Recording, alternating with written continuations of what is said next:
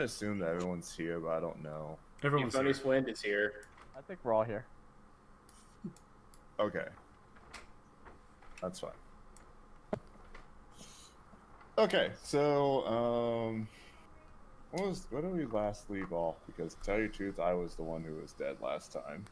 I think we finished our boating trip and returned back to the guild. Did we return to the guild, or were we just out in the middle of nowhere? Left that up to the next DM. Yeah. Okay. Oh, okay. So based on that, I can assume we are still in what's my map of maps? Desert. We're in the port town by Udal, which is desert. Looks like a desert, yeah. Holy shit. That sucks. Yeah. I lived here. You say into the ether. Huh? You say to the ether.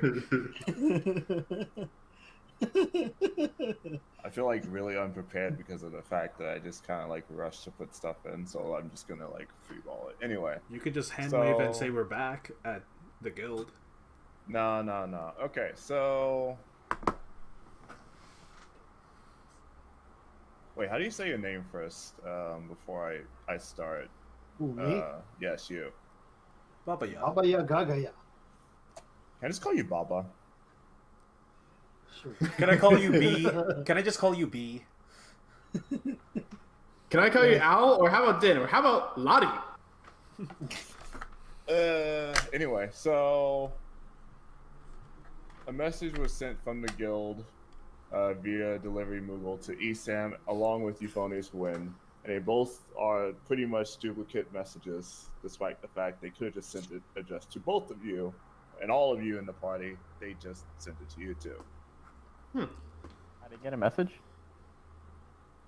In the message, both of them basically are requests to help with the Machinist country's request for an escort for a contract they have coming up. Okay. For this contract, they already have paid the fare for you to take to go to the area, which is Ishgard, in order to meet the person who is going to debrief you on what's going on. So wait, what port place are we at now? We're in Udal. We're literally, I would say. Oh my god! We're in like the southern tip of the whole place, and we're going to the northern area. The northern, like, middle, like, just Yeah. under that Owl Denar text. Yeah. Jesus. Anyway, I wonder if we're gonna be. No, I say this as I'm reading this. I wonder if we're gonna use the teleportation crystals for this. long answer, no. Oh. You're gonna take a ferry.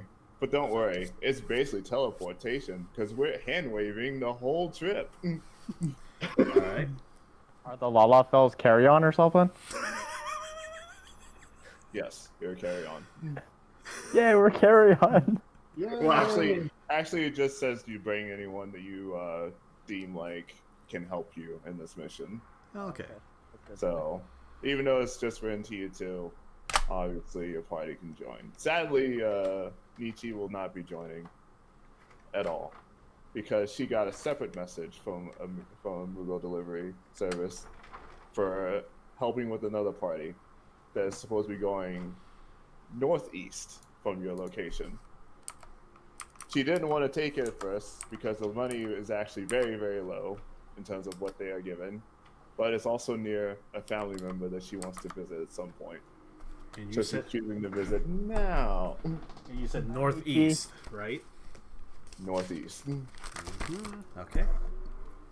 Bye, Nietzsche. I just met you. Goodbye. Everyone say goodbye to Nietzsche because she's leaving and you're leaving too. Bye. We'll See you next time.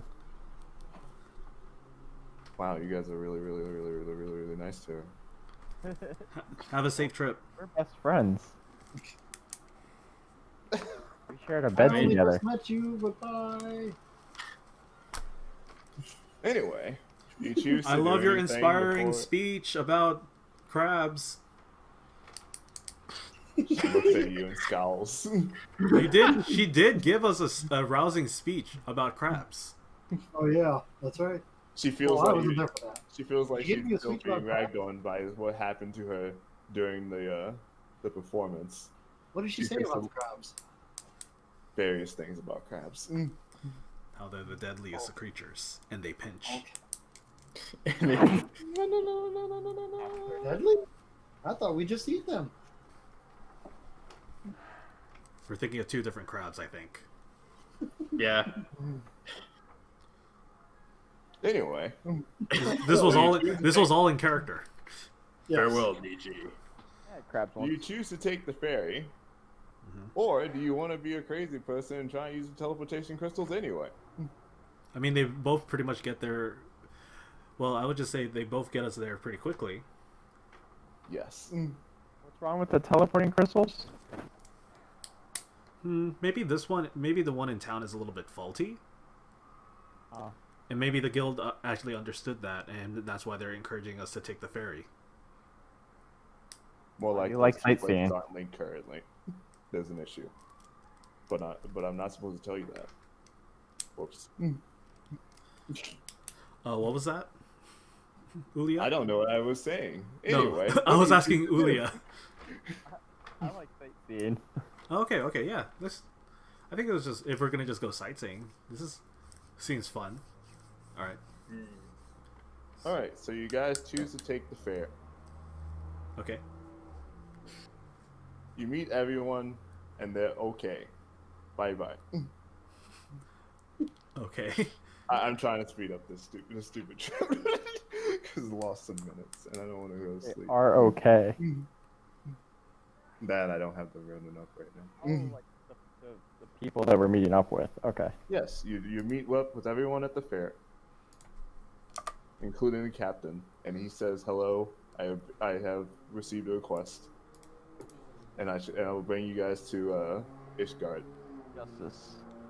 Okay. You can just sit back, relax. We got this. We got enough men and a couple of dragoons to help us if some Loch Ness monster seems to like jump on board." Jump.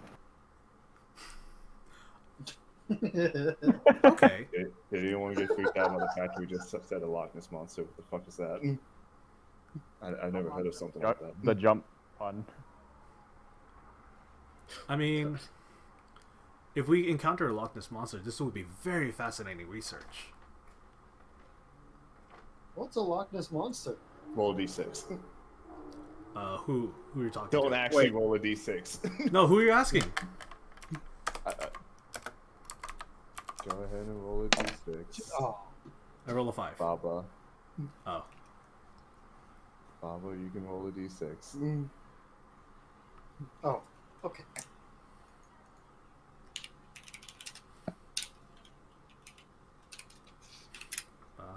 There is no Loch Ness monster. Oh, okay. I'm so sorry. Anyway, Can I provide insight on such a thing? If I have a history background on such creature, or no? you know what? Yeah, I'll allow it. A history check. I also So I can have, tell them about the Loch Ness. I also have history. Can I do the same check? Yes, you can do the same check. Okay, we're gonna tell a story together, but mainly you, because my roll sucked. Wow, that Enough was of history. actually pretty bad. Anyway, Our you figure out that power there is, combined. you figure out, or to be more specific, you know that these currents do not have any such crazy creatures, but you do know that of an area far up north called the Northern Empty, there's possibly various creatures that very much resemble what these sailors are talking about. Oh, okay. Well, I mean, not to worry. This is a relatively safe trip. We're not going to encounter any Loch Ness. Or Lucases, for that matter. Loch Lucases. Loch Lucases, okay. And Loch Ness. What about a Loch Klaus?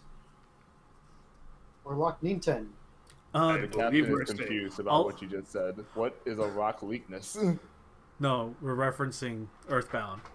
Ness, Lucas. Yeah. Ness, Lucas, Klaus, and Ninten. Yeah, those are the I characters' names. repeat, the captain is confused. What is this rock weakness? Never mind then. We're safe. Sounds like a majestic monster. All right. Well, you guys just hang out down in the bottom of the deck. We got this. We'll wake you up in the morning. Wait, is this like an aquatic voyage or a land voyage? This is an aquatic voyage. I'm gonna literally hang in the bottom. Fuck! Can I'm help gonna go down there. I'm you, gonna grab a wooden pole.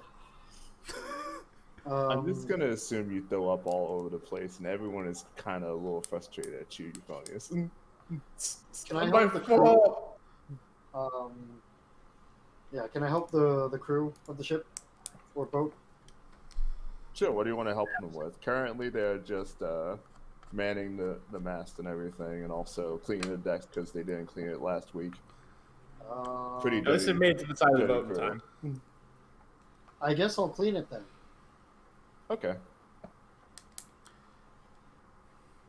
So for cleaning, they do tip you on the fact that the cook actually does sell alcohol to anyone who ask of it, and they also have various greeneries or greens that have very interesting properties. They use them they eat them when they're going on a very, very, very long trip, usually. And that's all they tell you. Can I get 3 ounces of this strange greens? No. Okay. Then what I'm doing for my greens. well, I would like to get these greens, like no matter what, if it's possible. But if I can't acquire it easily. Wait, were you helping while? No, I were was you not. Helping while? Okay, so you Okay. don't know this.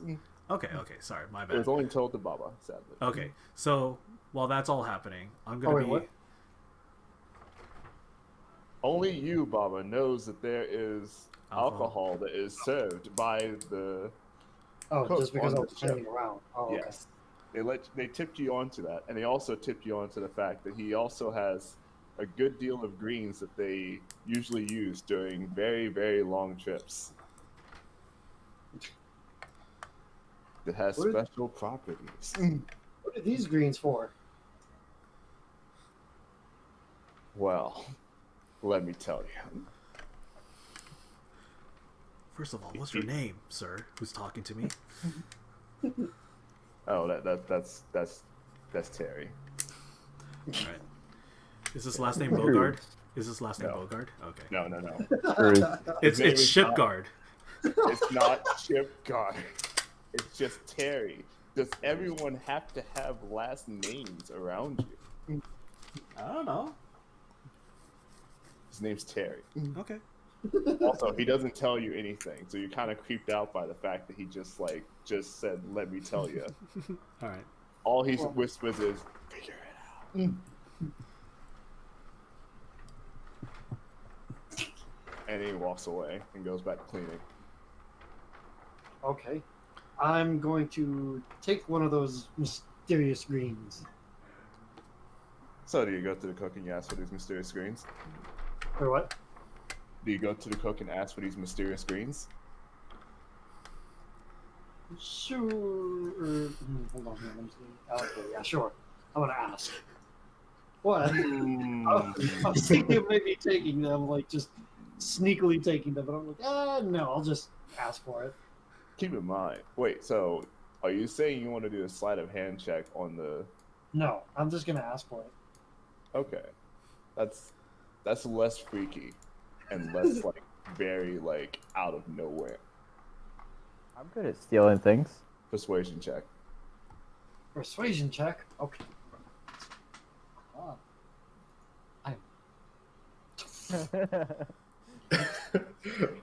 You're not that. I can tell you. Can I have a green, please?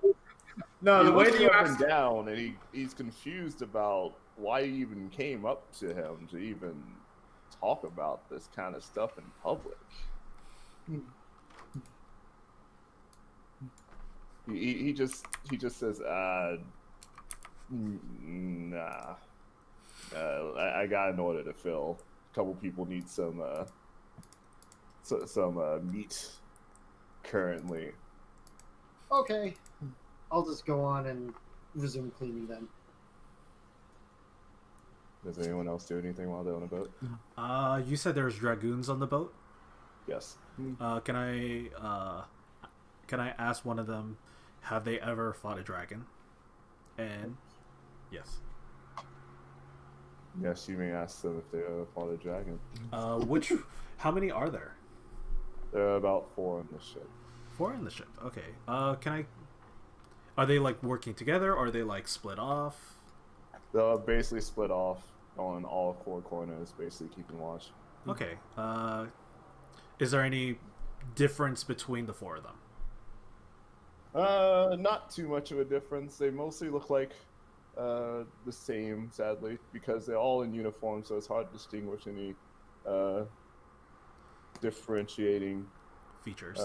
features. All basic protag guy. Yep, they're all basic protag guys, except for one of them is slightly shorter, but we won't tell you which one.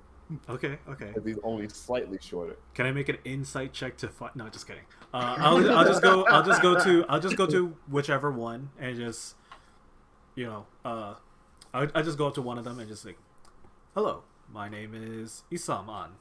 I am quite fascinated by the fact that you dragoons are actually protecting this ship. I don't want to seem so forward, but is it possible that you can tell me some information about dragons? The one who's standing next to you and the one that you asked looks at you and kind of frowns a little bit.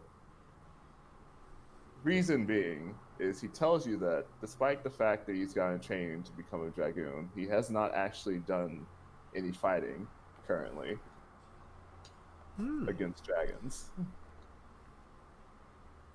But In fact, the reason that he's protecting the ship is because it's he was paid a little bit for doing so as a novice mission for him for his entry quest into the Dragoon Guild. Oh, okay. Fascinating. But you've been taking basic training, so that means, if I remember correctly, since you guys are trained to be fighting dragons, what do you know what your methodology is for fighting dragons? He explains to you that his methodology is pretty much to stand at a decent range and do various thrusts while keeping posture. However, he does note that for killing blows, he must leap up into the air and stab into the mouth of the dragon, as told in the training that he was given, if he ever comes into contact with one. I'm taking notes. Fascinating. Okay, thank you very much. Yes, I will. He nods. And I just go back, and I'm just like still writing notes. And that's pretty much like just that ties me over for the rest of the trip. All right. Does anyone else do anything for this trip? He had to get his fix. Wait, what? Scribble. He had to get his fix. Scribble. Scribble. Oh, like he's like, oh, okay, I get it. It's kind of freaky deaky, but it's fine. I'm making some conjectures. Do they cast jump on themselves? I mean, it would make sense if they cast jump on themselves. But anyway.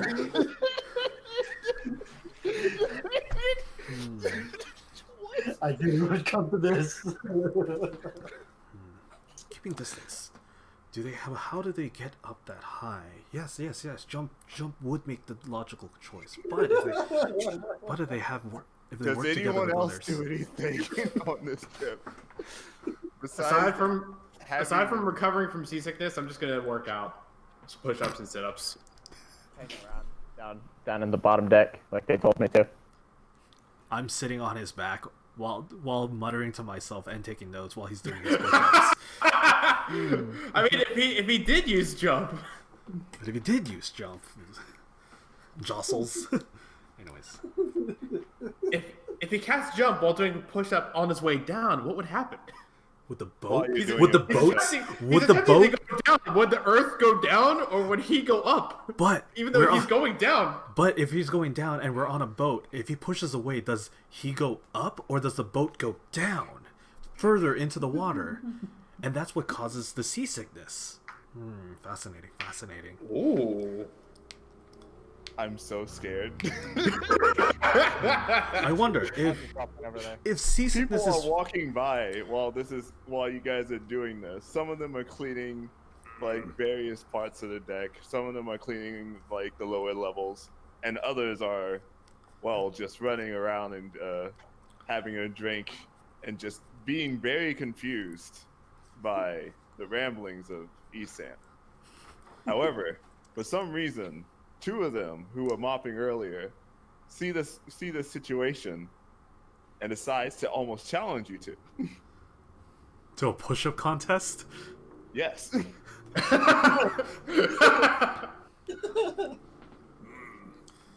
What do we get if we win? Two burly men. One that has a very, very strange pink mustache, which I don't understand why he has a pink mustache, but he does. And You fucking cotton candy machine?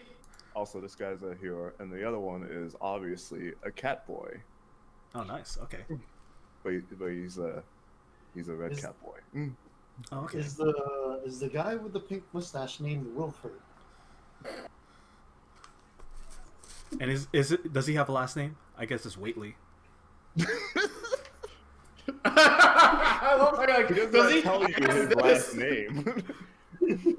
He does not tell you his last name, nor does he tell you his first. Because as soon as he sees you two, he starts doing push-ups right next to you at fast speed, and the cat boy sits on top of him and starts trying to redo the whole B movie in one sitting. What is a B movie? Why are we talking about B movie? Is that with Ben Ben Stein? No, never mind. Point is, he's rambling. You have no clue what the fuck he's rambling about. Okay. It's faster every time he says B movie.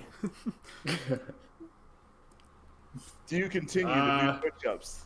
We can do this all day, but what's your name and why are you doing as many push-ups as we are? Oh, my name is Dave. Dave or Steve? Wait. Dave. Yeah. Dave. Are- Okay. Okay. There's the Dave.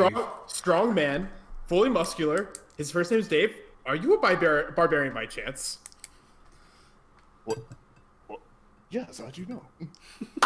Yes! I must see if I'm as strong as Dave the Barbarian! And I increase my speed of push-ups. I'm also a painter. Really? Yes. While this is happening, I think I figured something's happening because if two strongmen started doing things at the same time, it means a contest is happening. What contest that would be, I have no clue. But I'm gonna cast Enhance Ability of Bull Strength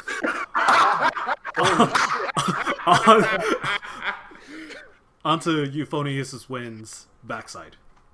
Holy See, I was gonna say he's got to do a strength check so that he can see if he could actually like out push up this guy, but I don't know if that's a thing. He would just have advantage on strength checks if you want him to make a strength check. Well, Yeah. do a strength check right Strength. So, what's advantage? Roll twice Oh. to take the higher number? Correct. Okay, now. To so be more once, specific, yeah. twice. Wow! You You I did not lose. beat this guy. He is going. He is going. Euphonious win. Should I stand off so you can go faster? In What'd fact, you the say? guy on top of him is also doing push-ups on top of the guy. What? The I'm not cowboy is now doing push-ups on top of Can much I pink man cast named Bardic Dave. Inspiration on Isaman while he casts his thing on me, and we challenge him again? Wait, what does inspiration do?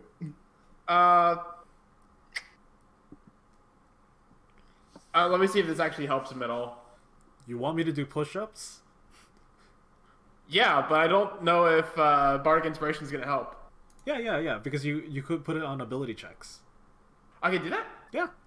Shit, I'm giving you a Bardic die then. All right. It's totally worth it. So you both try Wait. to challenge. Aren't you? these Don't you people have? again. Don't you have athletics? He does have an athlete. No, Yeah, I'm athlete. No. Do you have like a check mark on athletics in your skills? I do. Oh, yeah. You should have been using that. That's your. That's Yeah, you also. can use Oh, that. I was told to make a strength check. That's why I hit You can Okay. use strength that instead. instead check because it's athletics. Sorry. Yeah. Athletics is So- technically a strength check. Yeah. So I do athletics advantage then? Yes. Okay, so once and twice. Holy shit. There you go. Well, if you did challenge them again, and I assume you did, you just swapped the floor with them. They can't compete with that. Yes. But the question is, did Esam also? Oh swap the floor God. with them? Okay. What do you say to inspire me? Do I have to give you a bardic speech? Push! Yes. Give me something. Isaman, Yes. I'm from the mountains. Uh-huh. Mountains are strong. You are on my team. Therefore, you must prove your strength as well. I believe in you. Be strong and be inspired! You say that as you're pushing me up and down on your back. Okay. Yes. I'm still doing push-ups, by the way, while you're competing. I close the book and I'm just like, I haven't done a push-up in forever. Okay. Okay, so you give me a D8. I believe so. All right. Yep, D8. Gonna get a nat 20. I got 16. 16. Well, you beat the cat boy. So Nice. pretty damn good, actually. Yes! Good job, Isaman. I'm proud of you. Thanks. I think this is a mountain thing. I think this is traditional. Must be a cultural thing. It must be a cultural thing. That's like my last character's catchphrase. It must be a cultural thing. But the thing was, my character was stupid in last campaign, and my character this time is smart, but he still says the exact same thing. But it's more like academic, and it's like I'm learning something new, but this is like academically. It's like, oh, okay. I wonder if that's a cultural thing. Yeah, exactly. It's a mountain thing. It's like strength and pride, and also like being proud of others and their successes. Must be a mountain thing. Yeah. Despite losing the challenge, both of them just get up after failing and just goes to hug both of you. It's like, come here, brother. I knew you guys got it in you. I thought they were gonna You're hug each strong, other. Dave, and I'm proud to call you a competitor. I'm very awkward. I'm like, thanks, and I'm like, I don't know who's hugging me, but I'm like my Cat hands boy's are hugging you. my hands are like straight down, like he's like he hugged me like around the elbow. I can't move, and I'm just like slowly like moving one hand and just like barely patting the back of the cat boy. I'm like, you're welcome. Patting his thighs.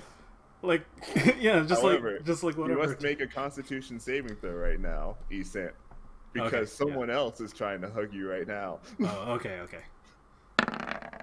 18. Wow.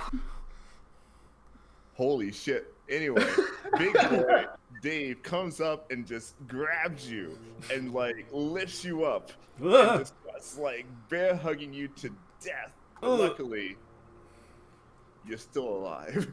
Do I hear like my like something popping in my back? Nah, you just don't feel your legs right now. But it's Oh. okay. It's still okay.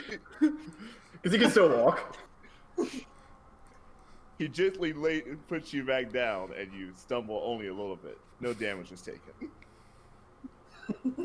I'm still like very freaked out by the whole physical contact. You're welcome. Huh. Must be a strong guy thing. Must be a cultural thing. Anyway, I awkwardly go back to my book and just start writing again. they both go back to go finish cleaning and then go to get some grub from the cook. That is very strange, Euphonious. Yes. I don't know where they came from or why they challenged us, but I doubt they will challenge us again. Sure, yes, that's small fine. side note. Okay. Can I, while I'm cleaning now, can I go ahead and ask for some beer? Oh yeah. To the chef? Mark's just hanging around. Hey, chef, I heard you have crack. Can I have some? I'm gonna come back up to him and be like, Every 5 minutes. you know what? Can I have some beer instead? With a side of crack. hold the beer. Just one beer and one line, please. Just one beer, one line. He looks at you and he's like, "What's the magic word?"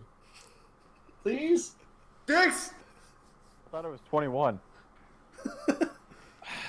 The other magic word. Do I have any magic? Shit. I think I sigh and I just put 5 coins. Give the kid a beer, and I walk away. Sold to the guy who's not getting me money. Here's a beer. He just slams a giant mug right from underneath the. Is it a pint? Should I roll a d16 to see how much he filled it up to? Are you sure you want to roll a d16? I don't think you want to do that. Get that one out. It's just 1 ounce. I don't think you One want to fluid do that. ounce. No, I won't. I'll just gladly grab the mug by both sides or with both hands, and then just carry it to a table. Oh my god. Thank you. I'm just imagining like those toddlers with sippy cups. Yeah.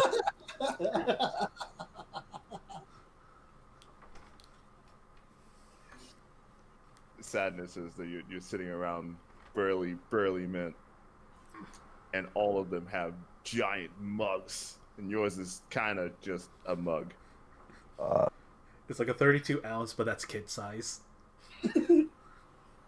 Yeah, Wait, except for the cat boy. He's not. they get a half gallon, but I get a pint?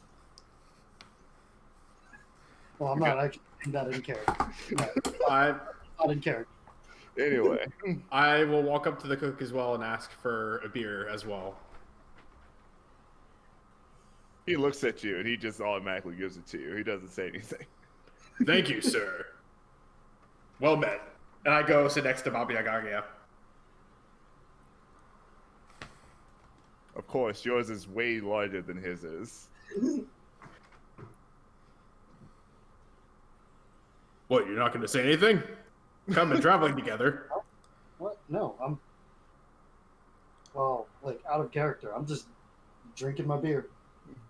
Oh, well, okay. out of character, I'll be right back. I'm just gonna assume that that's what you do for the night.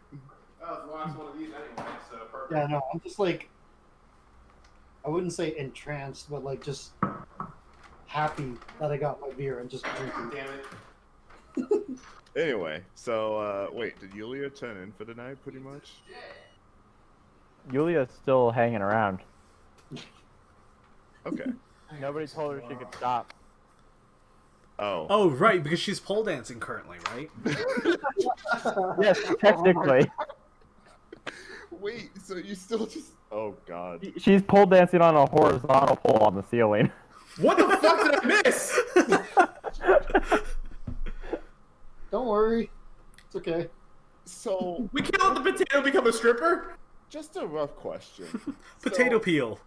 we're going to assume Is that what we call her striptease? down under the decks there is a sitting area where also the cook and various tables reside, along with a hallway that goes towards the living quarters where everyone usually sleeps in, and these living quarters basically are just slabs of wood, like propped up slightly on the sides of the innards of the ship.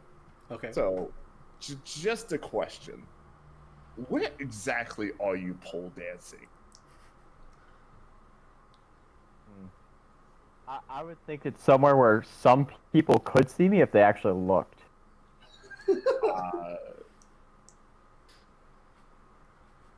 There are probably various stairs at you, and it's probably not so good, the grins that some of them are getting. I wink at all of them and give little waves. Oh my god. Some of them pass out. Do I see Yulia? From what it sounds like, yeah, you do. I'll cheer From her the on. sounds of it, you can see her. From the sound of it, you can see her. Your ears are picking up her visuals. I'll cheer her on. Dear fucking god. I don't know how to feel about it, because some of them obviously She is an entertainer. thrown in jail.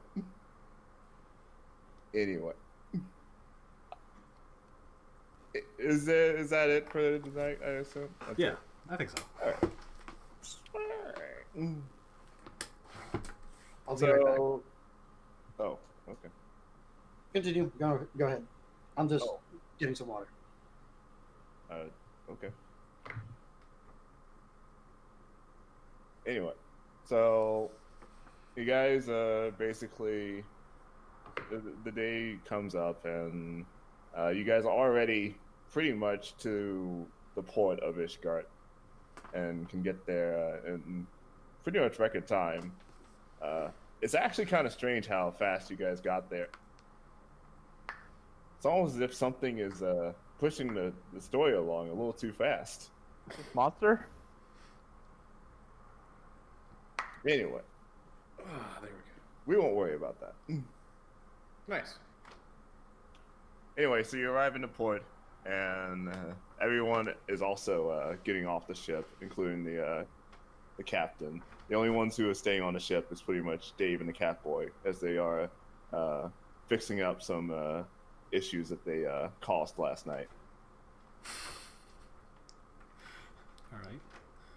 So just from the port, if you were to go about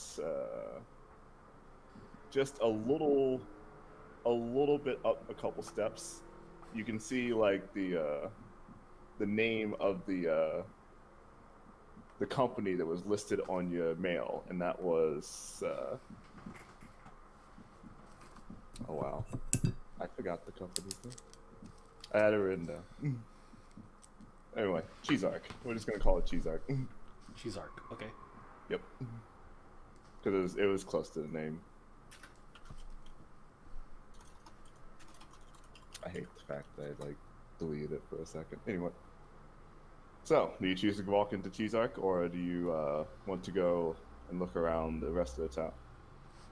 How big is the town, relatively?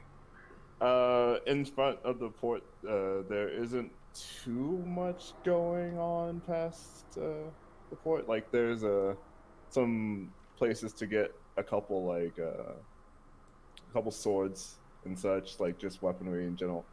Okay. Some merchants, basically. In the other area, there is people selling just rags mostly. These people look a little bit like they're down on their luck, and they're just trying to sell to whoever is coming into port at a pretty marked up price. Besides that, there is a small inn.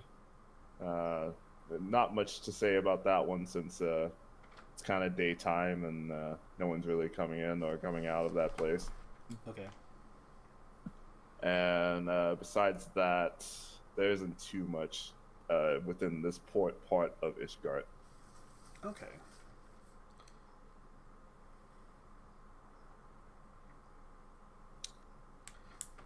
Well, I'm gonna. It seems like a more dangerous side of town. Wait, hold on. Not shouldn't be making assumptions. It seems like this is a relatively strange part of town, but I think we should just keep on. We should just keep on trucking. Or should we I'm look done up? with that. Okay. So yeah, I let's didn't hear the last person. let's let's just get going and see what is this mission, Euphonious. Agreed. It's a Alright. very dark. It's a very deep voice. It's kind of scaring me a little bit. But whatever. Agreed. Never mind. You can keep with it anyway. So I mean, it's like a God of War avatar, so I'm trying to get a little bit more angry. God, fucking. Anyway, so you Freedom, go through, I guess, Cheeseark, and I guess do you knock on the front door or do you just push it open? Well, it is a storefront. Or what? Yeah, does it look like a storefront, or does it just look like maybe an office building? In this case, it looks more like. I guess the best way to describe it is it's a very large building with a giant steelish door on the left side of it that looks like it can be drawn up and from the inside via some kind of a pulley system. Besides that, it's very large actually.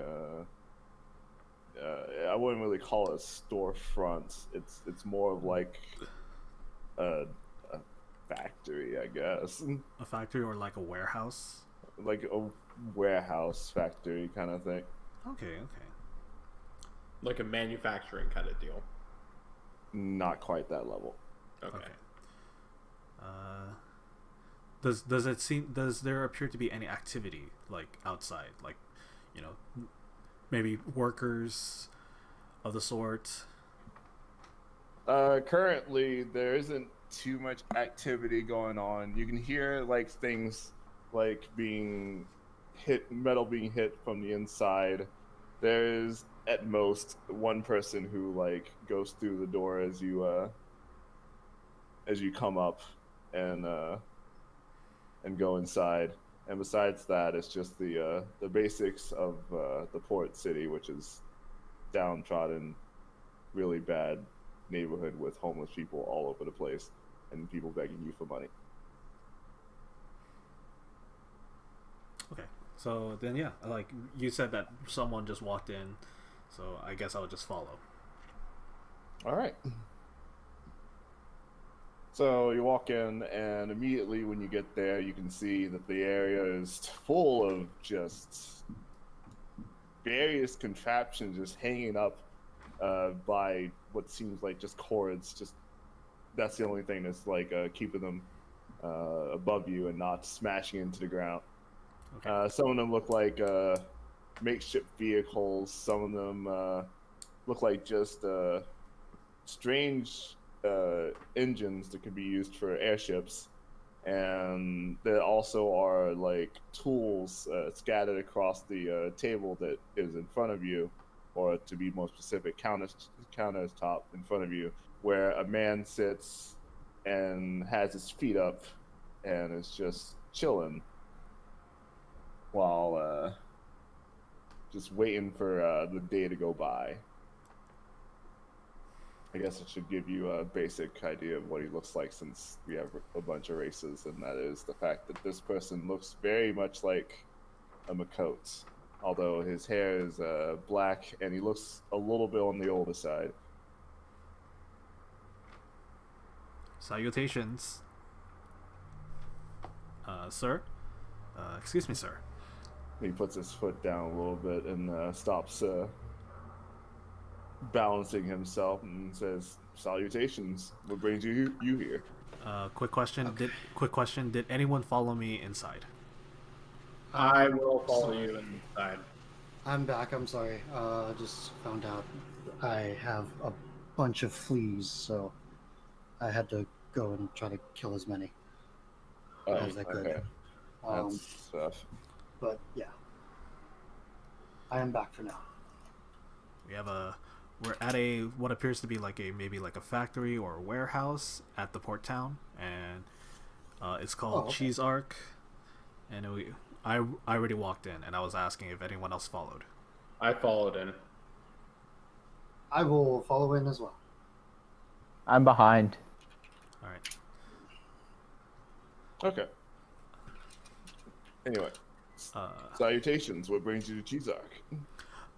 We are part of Gigi's Guild. We got a message saying you guys hired us for something, and we're just here to see the client. I hold up my letter as Isaman is saying that. Well, you looking to climb right here. And yes, we are here to meet you, sir. He gets up and extends his hand to you for a shake. I shake his hand. Name's Gaviz. Nice to meet you. Gabez? Pleased to meet you. My name is Isam. And these are my comrades. And I kind of move to the side so they could introduce themselves. Euphonious Wind. I'll walk up and be like, "I'm Baba Yaga." Like with one of the biggest smiles on your face. Okay. Wait. So is it only 3 of you?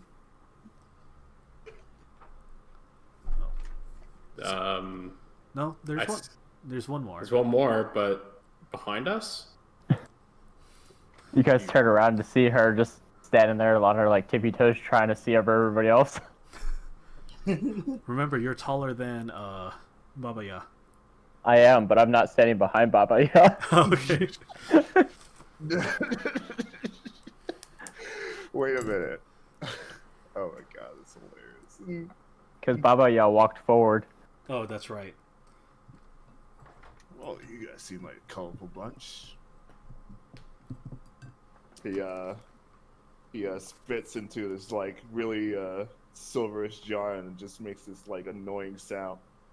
And then he just says, "But it works. You guys, this works for the mission." All right, so let's get to the back office. We'll talk about it back there because it gets a little noisy over here every now and then. Just hear someone welding or with Yeah. a buzz saw or something. I was just about to ask, do industrial noises ensue? Pretty much. As soon as he says that, industrial noises. Okay. It was really quiet the entire time we walked in, and then all of a sudden, Kink, kink, kink, kink. it's like they all just stopped working because we walked in the door. He escorts you guys to the left of the counter and into the back of the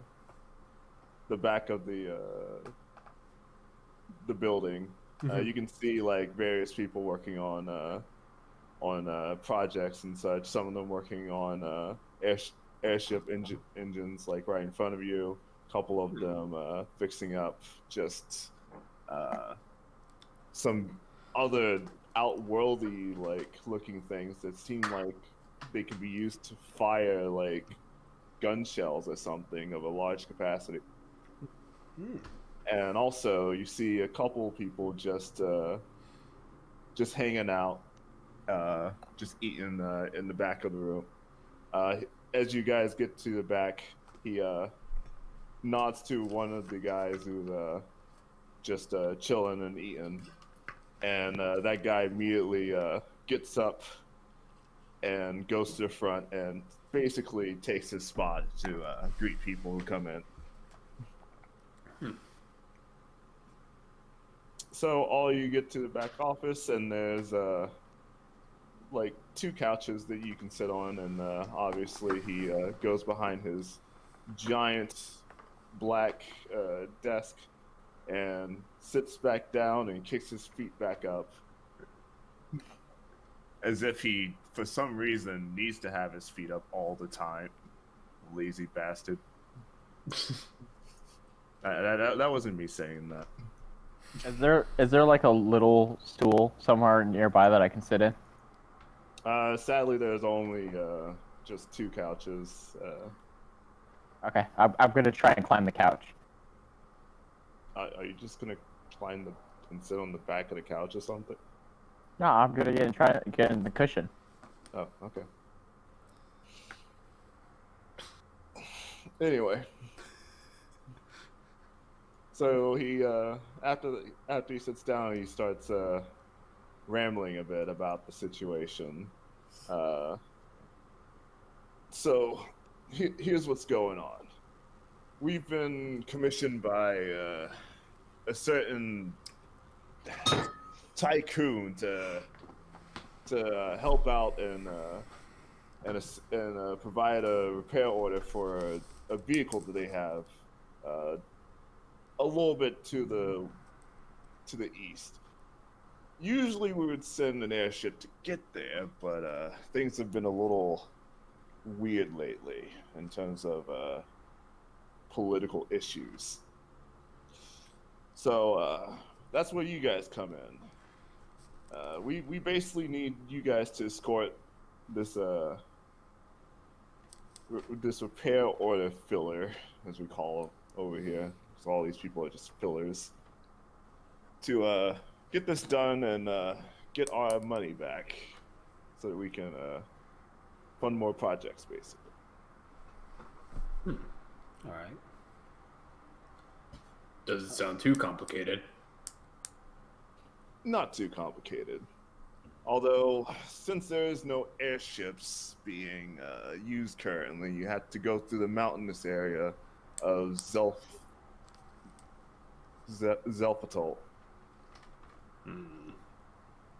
Usually there would be at least checkpoints also there, but it's been a little rough, even for the ground dragoons that help the city.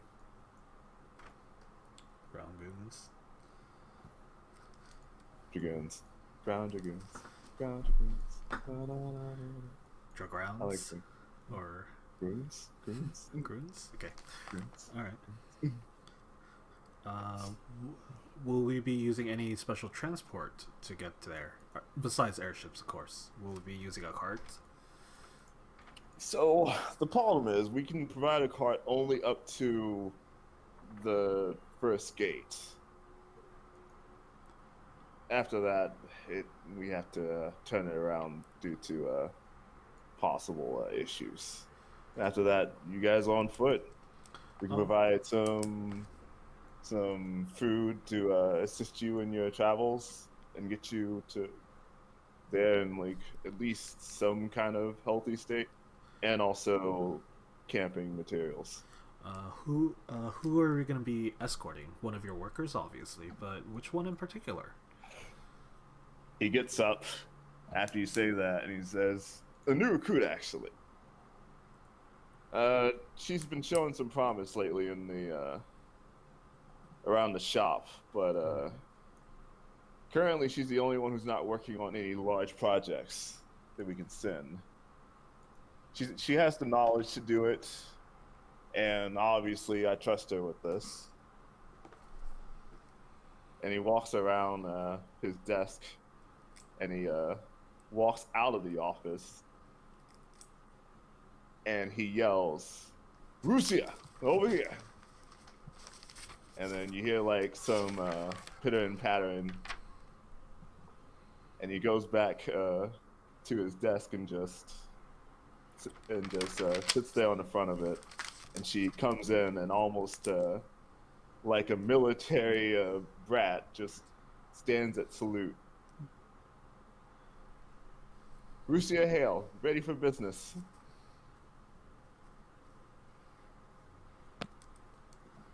I'm gonna be like, "Hi, nice to meet you." Wait. Hmm. Okay. I've- That actually caught me off guard. I'm not gonna lie. That was just so like fine. I have a eye cocked or eyebrow cocked. She looks at Baba and looks back at Gaviz and is just like, who are these people? And he's just says, these are your new escorts. You know the mission I was telling you about, like, what was it, 2 days ago? Well, it starts now. And she's a little freaked out by that. You can see her break her like stance slightly, but she just tries to heal back attention and just goes, "Whatever works, sir."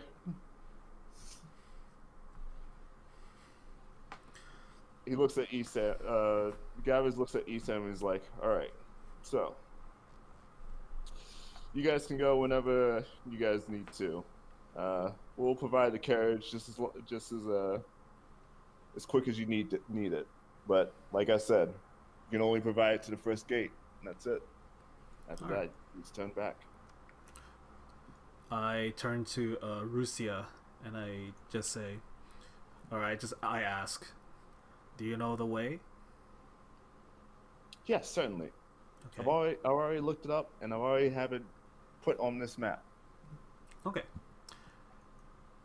When will you be ready to take out to go? Ready anytime soon. She stops, and she's like kind of confused if she should say sir, considering that I look she's young. in the presence of the other person But in at the the room, which is her boss. But at the same time, she's saying that to a person that's most likely younger, that looks younger than her. Yeah. She's talking to like a 13-year-old. What? My character looks like a 13-year-old. I think that's the point. Yeah. So I'm just Wait, trying to hold on. Do emphasize. you have horns? Yes. What? I don't know why I didn't think about. Okay, can you explain this to me? Even though I'm supposed to be DMing right now. He is a Pajal, which are a race of chosen like Hyur from the elementals, and that they would stop aging at preteen, and then they grow horns on their heads, and they're able to communicate with the elementals in Gridania. So like basically like they're like religious leaders. Like each and every one of them are considered religious leaders. Like think of it like a pope, almost. Okay. And I like how no one questions that there's a pope just randomly hanging out at a guild and doing missions.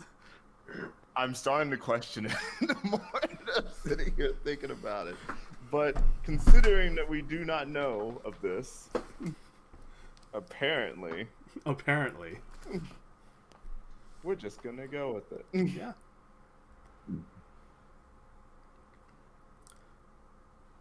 Ready anytime, sir. Then She still says they're 13-year-old. Yeah. I turn to the rest of you. Should we just go right away? I asked everyone else. Out of character for a second, I'm really tempted to respond, "Anytime you're ready, Your Holiness." But that's just me. I mean, I figured I don't know if you guys actually know. Like, Well, I do have a high history stat, so yeah. I guess I feel I should know. And you're a bard, too. So you Yeah. would probably definitely might have heard of my race. I would imagine so. Yeah. I feel like eminence is more powerful. I'm gonna go with that. I'm pretty sure none of these people have heard of you. Oh, no, they never heard of me. Okay. None of these people. So if I responded that way, they think I'm being a dick. Not really. They probably don't give a shit because they're too busy with business. They're trying to get money. That's all they're there for is money. Then I'll just go ahead and say, lead the way, sir, and leave it at that. Somewhat respectful, but not to the level of eminence or holiness, because nobody gets it yet. Yeah. Or will get it. Yeah. All right. So I'm guessing you guys are all leaving the office then Yeah. and starting the check. Yep. All right. Can I make it onto the cushion as everybody starts to leave? You've been trying to get up this entire time. Yeah. So you're telling me that while everyone else is leaving, and Gavin is still just chilling there with what looks like basically like hay in his mouth, just like twirling it. You're just now getting up on a cushion after this whole conversation has gone down. And I sit down and I look at him like, hey, where'd everybody go?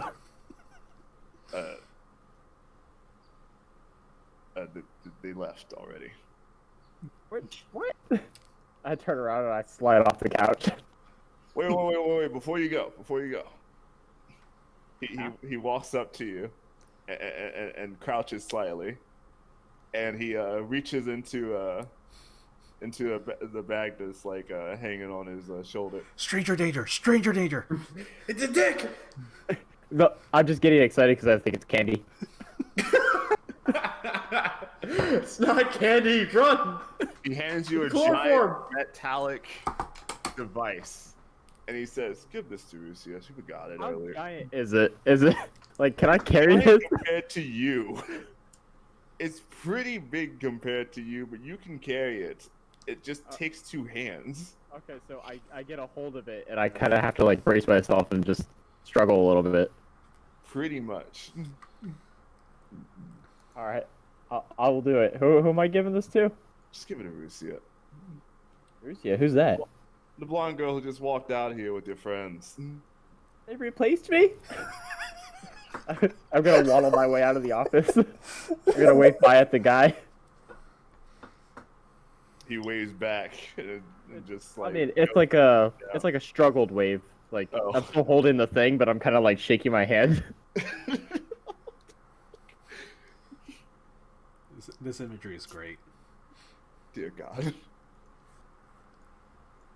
So Where's Yulia? where's Yulia? Yulia? Are you guys yelling that outside the office? Yes. All right, well then I'll walk through the door and be like, "Here I am." Oh. Okay. I have a thingy for the blonde girl. Rusia looks over and is like, just confused about like how much you're struggling to pick that up, and just takes it from you, and just shoves it into I'm her gonna hold holster. it as she lifts it. Wait, what? I'm not letting go. Oh my God. Make a You're gonna have to do a strength check. Strength contest? No, like, will she lift me up? I actually have no clue. Let's How much- figure it out. How much do you weigh? Well, Just do a strength check. what, like 50 pounds at most? Do a strength check. We'll figure out. Does she lift you? AKA athletics, I mean. Doesn't matter. He has I think he doesn't have athletics. Oh, well. I'm then, gonna slowly slip off of it as she lifts it. Yeah, you slowly slip off. But she does lift you slightly. My It's whole world slightly- falls apart.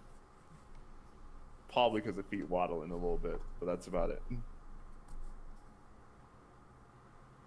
Anyway, so Rusia walks forward of all of you and escorts you to the outside of the shop, and you guys take a right and into an alleyway, as freaky as it is, and then in that alleyway you take another left, and after that you appear at one of the main roads of the city, and there is a man waiting with a hat on his head, and he says, "Hey, Lucia, so how are you today?" She just basically just tells him about what's going on in the mission, and he's like, "Oh, all right. So, who's you folks? I'm guessing you guys are here to help my girl out." Yes, we are part of the Gigi's Guild in Limsa Lominsa, and and I am Isam. Hey, Sam.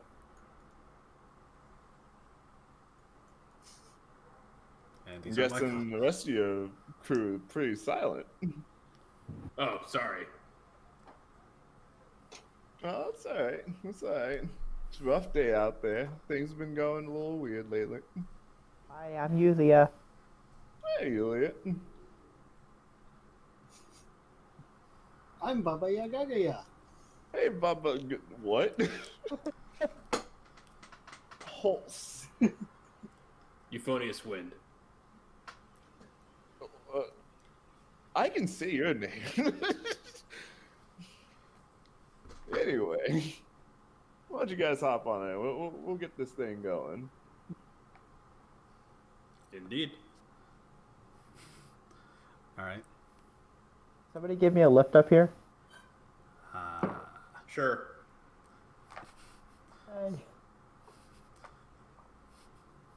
Do you attempt to lift Baba Gagaya? Yeah.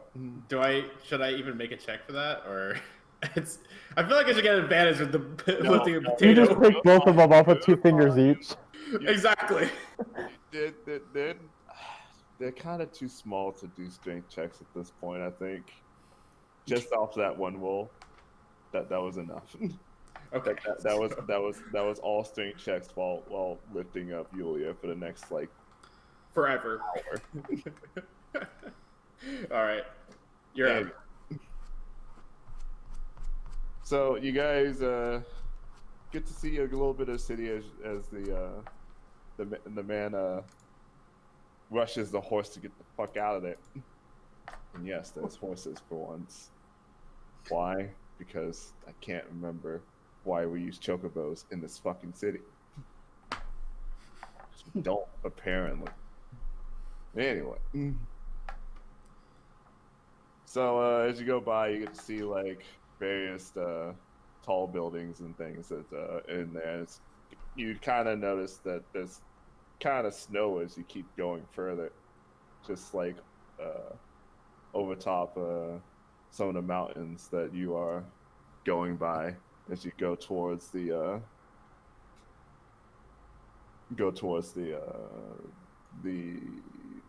outer parts of the city. Okay.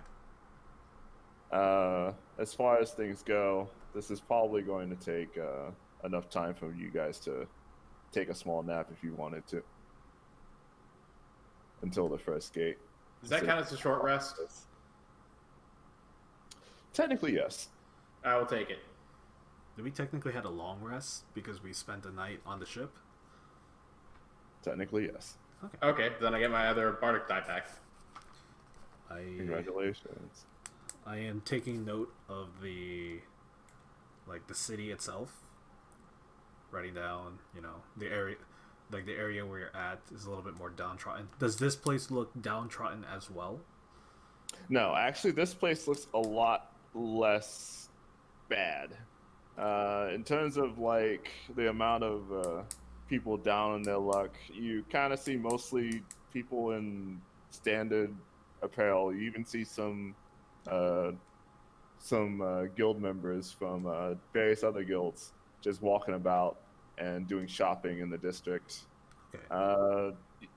Can't really say that anyone really looks suspicious in this part of town. There's guards also stationed at various buildings. They look kind of like they are government buildings for high-ranking officials to do business in. And there's also... go ahead. I was about to say, does the guards look like dragoons, or are they just very Surprisingly, generically? these actually just look like generic guards. Okay. There aren't any dragoons in this part of Ishgard.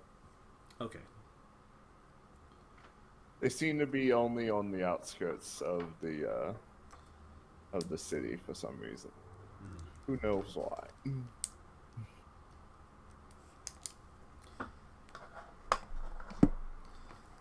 Anyway,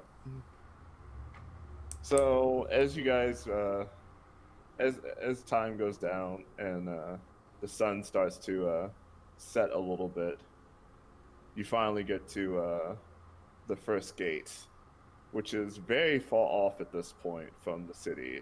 If you look behind yourself, you can see like the tall towers and all various portions of like flags just like barely visible at this point. You can almost see like a little fog just kind of blurring your vision just because of like how far you've gone from the main parts of Ishgard. Oh, okay. I thought that was just the pollution, just like LA. okay. Flatland between there and there. It's not all flat land. You did have to go a couple hills to get to this part, but they weren't particularly crazy. But it's still a very mountainous area all around you in general, Okay. with various snow peaks and various. Well, that's it basically. Okay. So as you get to the first gate, obviously you see a couple dragoons stationed there, ready to open the gate for you guys.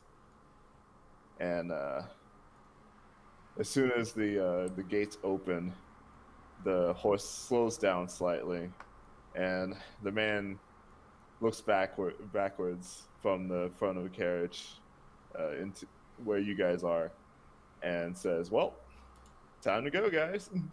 It's nice meeting you all." Nice meeting you, sir, and thank you for the ride. You're welcome. Anytime. Just make sure you get back home safe. We will do our best. Next time, mister. Anytime.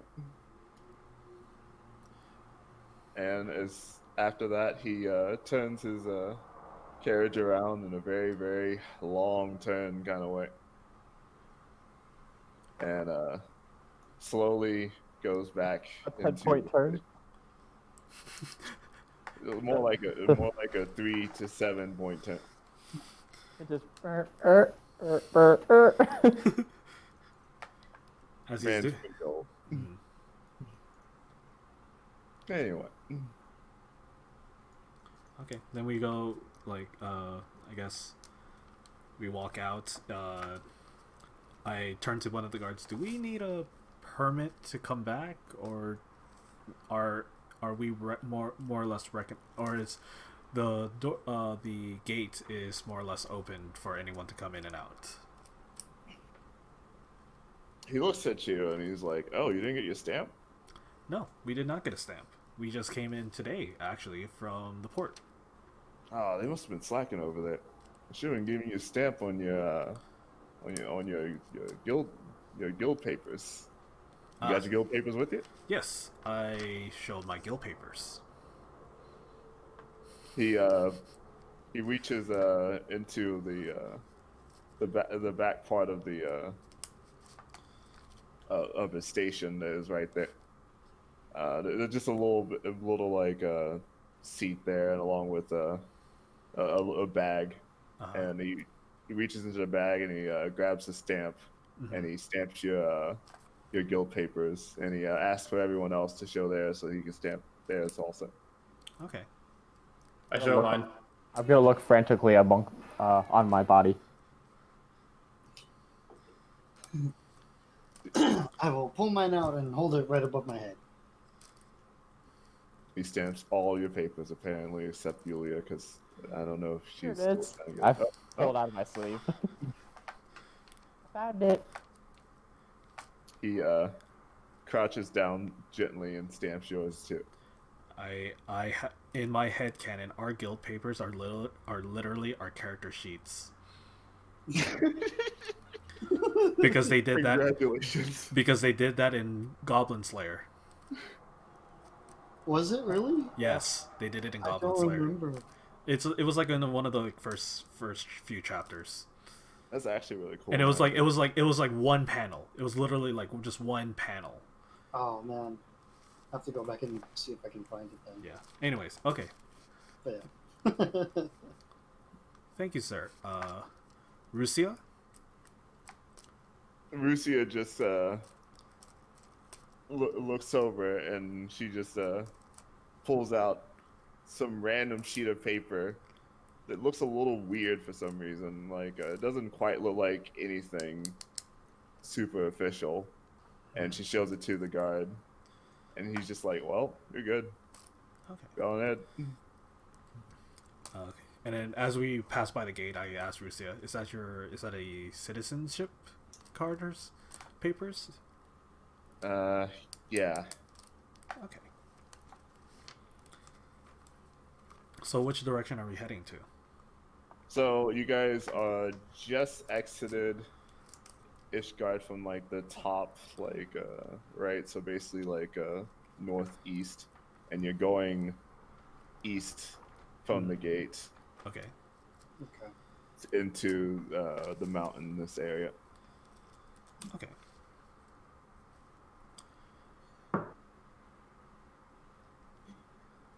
So far, what do we see? So far, what you see is you don't really see any snow anymore. At this point, you see kind of a dirty road in general. Like it looks like they've obviously kept trying to work on this road to keep it like two shaped to some degree, but like there's dust everywhere and it's dirty. There's barely any grass anywhere, and you just see like plateaus and various like creatures just walking about. None of them that seem pretty hostile, but you can just see them like even crossing the road while you're like going down it.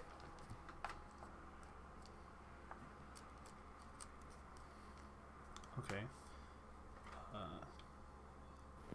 So I'm gonna assume you guys keep going for about a little bit until like nighttime or something, right?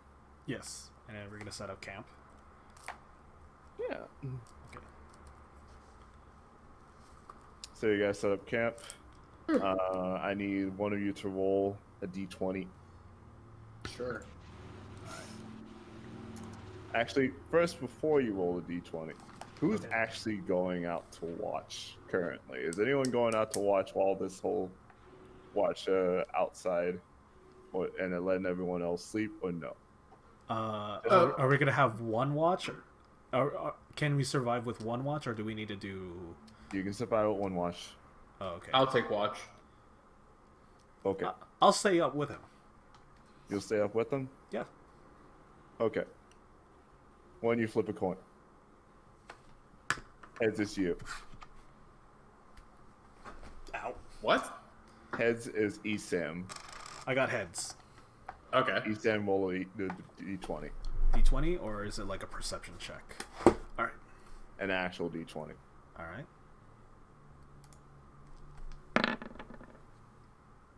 Six.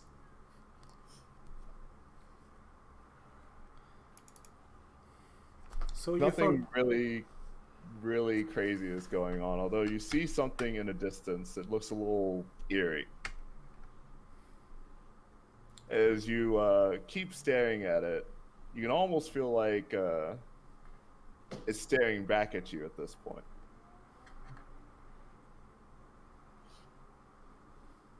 The darkness is obviously all around it, and the more you look at it, you start to notice more eyes pop up, various and easy to see. They're all glowing. And I Esam, want you all to roll, or at least you two to roll initiative. Okay. is there? So there was not enough time to react to it. You only have one reaction. All right. Well, I got a 16. Wait, what? What? You got 16.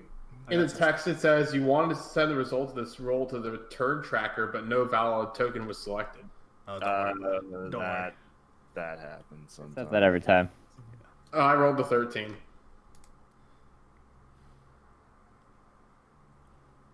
One sec.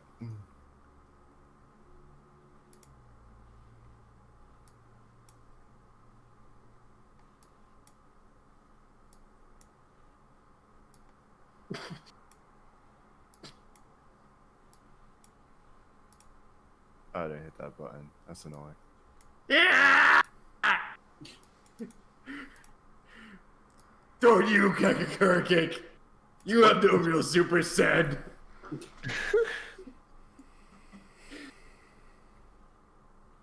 By the way, can you see that roll at least? Yeah, I can. Okay, good. Thank you. Okay.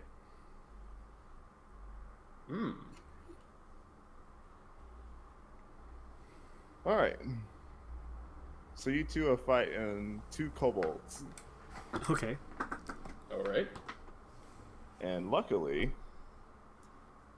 Esam has already gone first. How far can I see them? You can see them to some degree. They're about 45 feet away from you. 45. 45. Are they close together? Yes. Both Okay. of them are really close together. I feel as if this is something that should be rectified as quickly as possible. So I'm gonna run ahead as close as possible as I can get to them. So that's 30 feet. So now they're 15 feet away from me, right? Yes.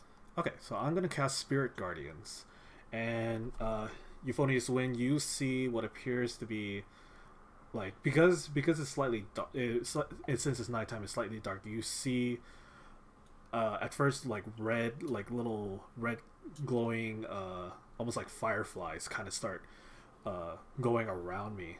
But as it keeps on going, you see that the red fireflies kind of like turn into a more solid red. And then you see that they're attached to the heads of these white, furry creatures with bat wings. And you do see, in fact, that there are also Muggles floating around me. And as they fly through, they kind of hurt the kobolds. So they need to make a, I believe it's a Constitution saving throw. Wisdom saving throw. They have to make wisdom saving throws. The both of them. Oh, okay. And if they say... Yeah.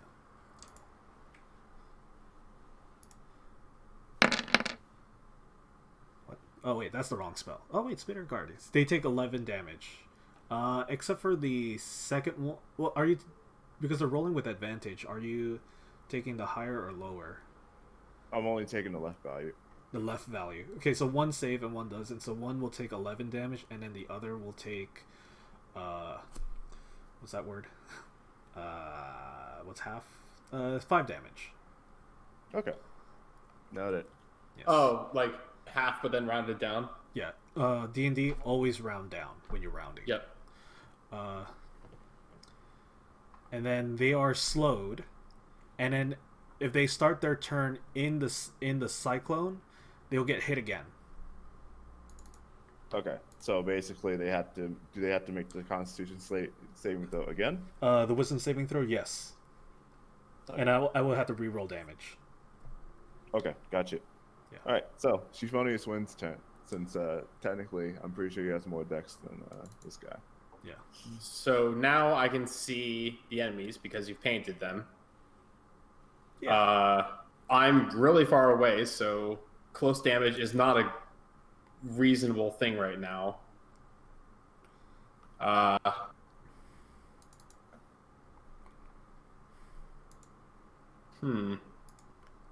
So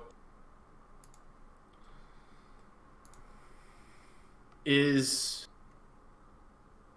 vocalizing something to other party members, and like, would that take my action, or would I still get to do something after that?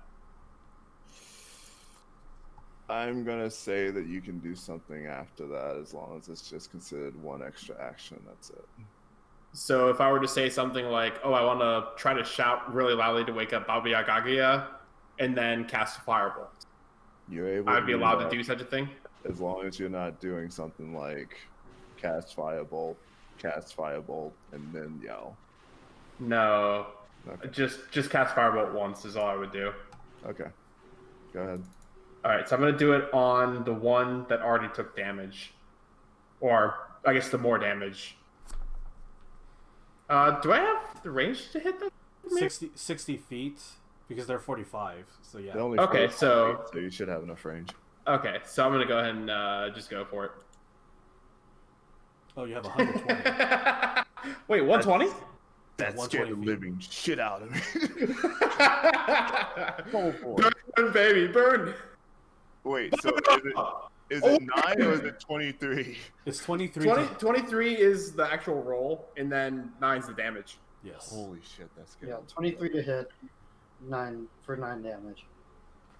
He's hurting pretty badly, but he's still in this. So does my shout possibly wake up Babia or no? Well, considering how close you are to them, which, to be honest, you're pretty fucking close, I'm pretty sure, because you're just at a small camp. Yeah, it does. You're fine. Okay. So that just means that Babia is now at the bottom of the initiative queue, I imagine.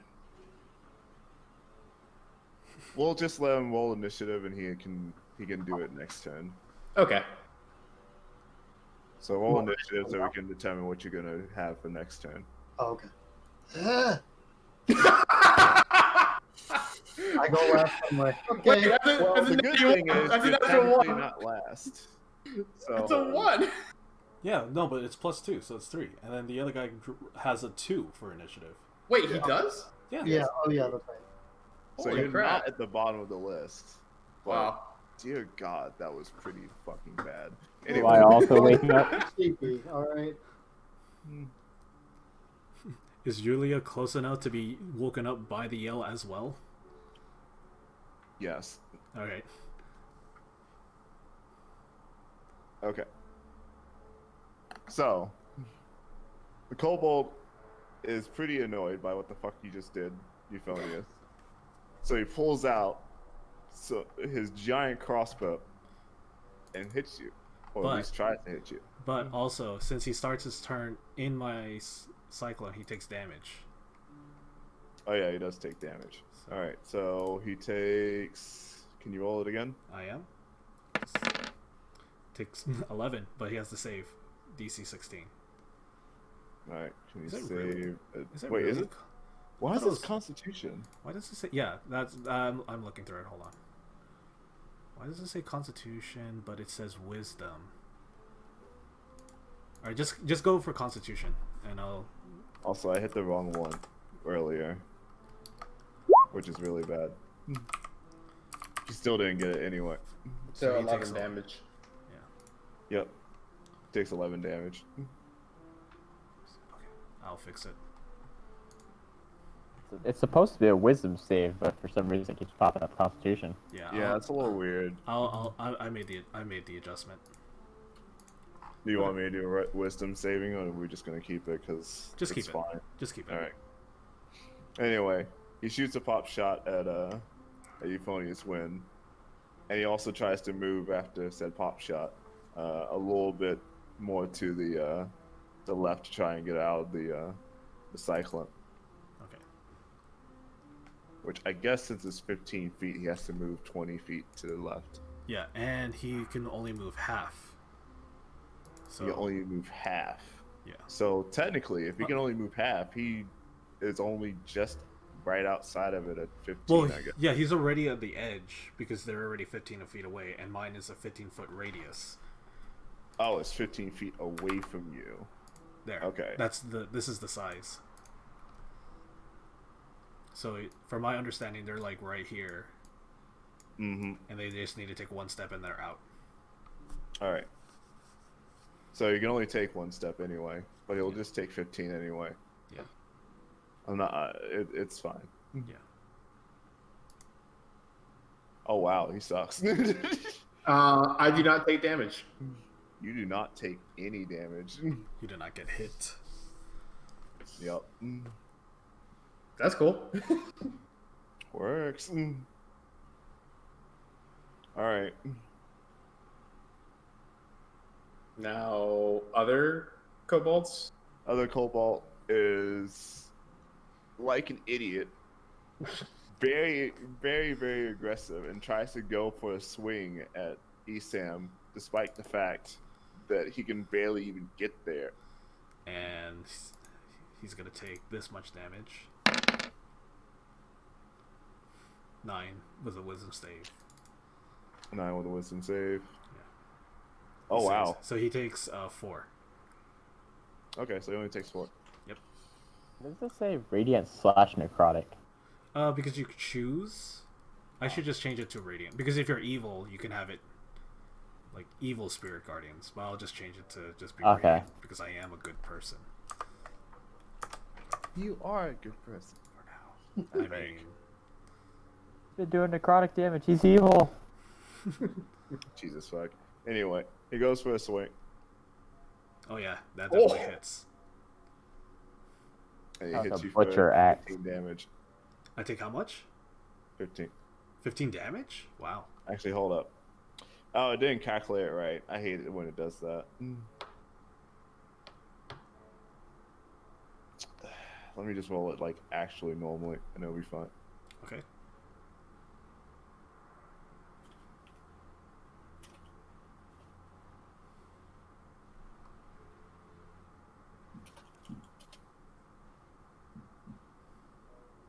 Fuck you, Google. I don't have a D6 in front of me. You take 8 damage. Oh, okay. 8. That's 35. 27. It rolled with advantage rather than attack and damage. Yeah, it's kind of annoying. And Okay. I have to need to fix make that a later. Constitution saving throw of a DC 10. And my Spirit Guardians are gone. Because it's concentration. Oh, okay. That makes sense. Hi, Spirit Guardians. Yep. Anyway, based on that, either way, it's your turn again. If Alright. I'm right. They're really close to me. Or one's right next to me. Yes. One is right next to you. The other one is around. Technically, he's 45 feet in front of you, but then also 15 feet to the left. So that's around. I want to say like 55 feet or something like that. Okay.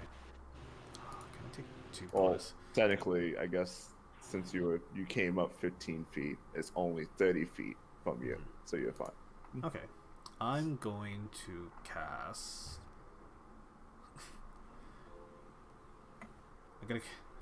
I'm gonna whack this guy with my staff, with my quarterstaff.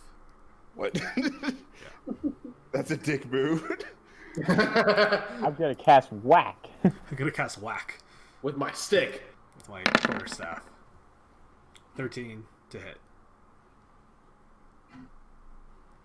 13 to hit. Okay. Does that hit? No, it doesn't actually. Okay, so I Does not miss. hit. And you know what? I see I missed. I'm like, I shouldn't have done that. I'm gonna cast spiritual weapon, and then next to me, an even bigger stick spawns, and it goes for a whack. Wait, another? Okay. So, what does this one hit for? 22, That's a hit. and then That's a takes hit. 8 damage. That's a hit. Now that's how you really do it. I was like, He why flinches am a I? bit by Why, the head. but he why am I doesn't trying? I was like, face why am I that trying much. to? Why am I trying to hit them with a stick? I can make a better stick, and I do that. I can make a faster stick, a stronger stick, A thicker stick. A thicker stick. Wait, no. thicker stick. That's dirty. And Why? you know what? I'm gonna move away, and I'll let him have an attack of opportunity. So I'm gonna move 30 feet away from him, and he would get an attack Alright. of opportunity. All right, so we'll see if he actually hits you in the first place. Oh yeah, that's He it. does. And he hits you for 4 damage. Okay. And I run next to right next to Euphonius, and I say, he's within 30 feet. You can get him. And then try to hide behind him. Jesus Christ. So I'd be like here, and now you're. I can't move your token. Yep. I'm like literally like right. No, it's like 30 feet. I'm just like ooh, you got him. I'm just gonna put token so it's a little easier, so it's a little less weird. Oh yeah. Awesome. And 30 feet. So he was 30 feet from you, which would be no. And then the other one was you said, already like- 15 from you. Yeah. So it was like no. And then you said he like moved off to the side right there. Yeah. Yep. So there you go. And just for color easiness, I'll just put that as a pinky and put this Okay. as a buoy. Okay. That's the end of my turn. All right. So it's actually Yulia's turn, based on what I just remembered from rolls. Yep. I'm going to wake up from the loud yell and realize that there's a battle going on. And I see that Esam's been hit, right? I'm pretty sure I saw that. Yeah, definitely. Okay. I'm gonna run up next to you. I'm gonna cast Cure Wounds. Nice. To cast. It should Oh right. I gotta go. it should I be gotta in go your to my attacks. yeah in your attacks. It should be in your attacks. Yeah. There we go. Ooh. Wow, I'm almost full. Pretty damn good. And then I'm going to cast Shield of Faith as a bonus action.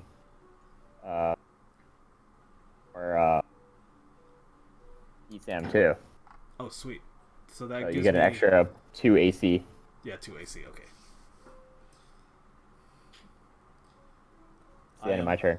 I am watching. Alright. I am observing your hip motions to see how it actually, how like the mechanics of your casting is working. Because I remember I took notes about this one time, the night that we were staying at the inn. After you told me it's all about swaying your hips, and I have in my notes what appears to be like the solar system, and like the phrases like gravity, centripetal force, and then it's like equals mana. All you know is when you see my hips shaking, you just feel better. Yeah, and then It's uncomfortable. yeah, and then it's like also like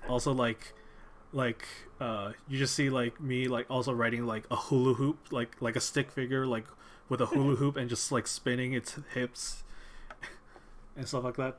Just a lot of weird nonsense note taking and conjectures. This is a lot of weird nonsense and note taking and conjectures. But Last time Esam was the healer to my tank, and now I'm the healer to his tank. Yeah. Jesus Christ. Alright, so it is now Euphonious Wind's turn. All right. Is that guy in the pink? Is that actually where he is? Yes, that's where he is. All right. How far? Shit. From like where I currently am, how far? 45. 45. And the guy in blue, is that the guy we've been beating the crap out of? Yep. Excellent. The guy with the eye is our secret boss. Ooh. Oh, he's really far from them. Yeah, no, I'm just showing the Sneaking up on us.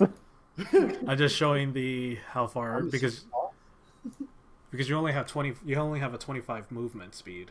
Yep. You just get up to there. I got 30. Oh, because you have mobile though. Yeah. Oh, No, no, you I actually have 40. I have Yeah, you 40 have 40. speed. Because you got like 5 because of being a dancer, you got 5 more movement speed, and then you put mobile, that gives you an additional 10. I can Wait, move. what? Yeah. I can That's move. actually kind of scary. I'm a fast little potato. You could go over here. All right. All right. Well, After watching that all go down, I think I'm gonna just go ahead and firebolt the blue dot. So, another firebolt. Damn it. Did you like? Oh wow. Yeah, no. I'm assuming no. So I scratched my head after I cast it, and I look over at Esam, and I'm like, wow. I kind of know how you feel with the stick attack now. Oh man. My balls aren't as big as they used to be. Do not question my pelotas.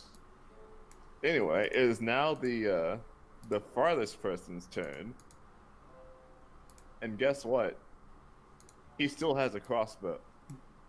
And is pointing right at Esam. Alright. Yeah, that's a hit. Alright, you take 6 damage. Okay.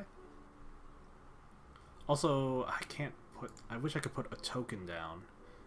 But there is For a token for my spiritual weapon. Oh yeah. 15 AC?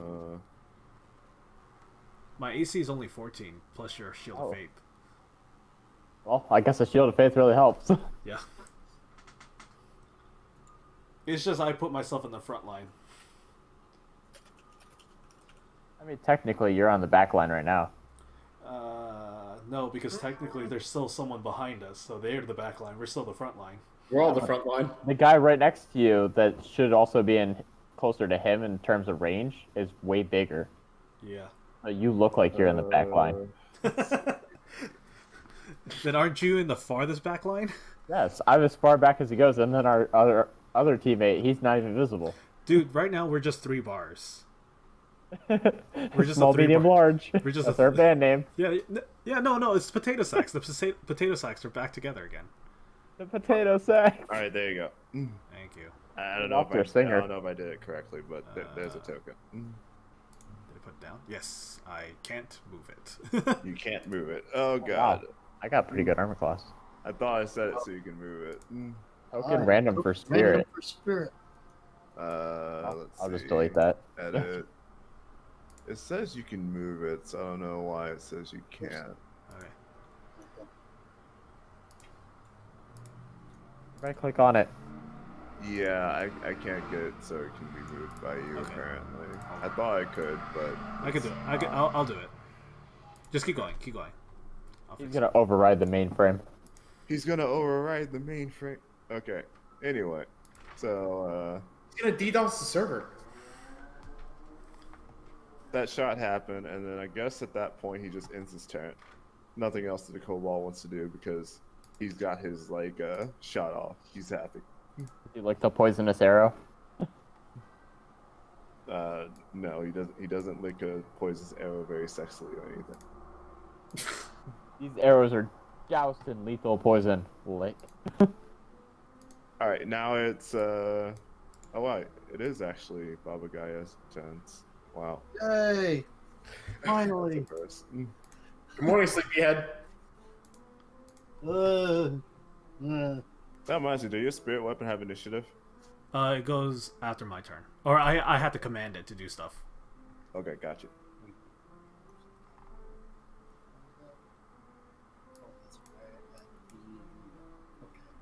Oh, either way. Okay, so have 25 feet. Yeah. 1, 2. Okay, so I'm. Oh yeah, I can't move either. You can't move. I was actually Did you gonna click move yourself? here, this one to this square piece. Thank you. And I'm going to. I wonder why you can't move yourself. Give me a second. Wait, this says Euphonious win. What? Like it said, like I'm looking at this token and it says Euphonious win. There's 2 Euphonious win tokens. That's why he can't move himself. I can move you. Hold on. Okay. That means the Baba Yaga token wasn't existing. Yeah, it just meant the Baba Gaia token didn't. Oh, That's Me? super weird and perfect. Oh, it is me now. Okay. Yep. there you go. Okay. Yay! Okay, that was really weird. Okay. Now I'm gonna move over there, and I'm going to. Let me see.